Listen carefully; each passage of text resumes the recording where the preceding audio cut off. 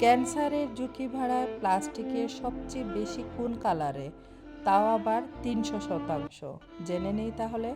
মানুষ এখন প্লাস্টিকের স্বাস্থ্য ঝুঁকি নিয়ে অতীতের যে কোনো সময়ের চেয়ে সবচেয়ে বেশি সচেতন। একাধিক গবেষণায় দেখা গেছে কালো রঙের প্লাস্টিকে ক্যান্সারের ঝুঁকি সবচেয়ে বেশি। ২০২৪ সালের এপ্রিলের আমেরিকান মেডিকেল অ্যাসোসিয়েশন জার্নালে প্রকাশিত গবেষণা থেকে জানা যায় কালো রঙের প্লাস্টিকের মাধ্যমে শরীরে পলিব্রোমিনেটেড ডাইফিনাইল ইথারের পরিমাণ বেড়ে যায়। এই উপাদান বিভিন্ন ধরনের ক্যান্সারের জন্য দায়ী, ফলে ক্যান্সারে আক্রান্ত হওয়ার ঝুঁকি বেড়ে যেতে পারে ৩০০% পর্যন্ত। ২০২৪ সালের অক্টোবরে প্রকাশিত আরেক গবেষণা থেকে জানা যায় কালো রঙের প্লাস্টিকে ব্রোমিনেটেড ফ্লেম আর অন্যান্য উপাদান এর পরিমাণ সর্বোচ্চ।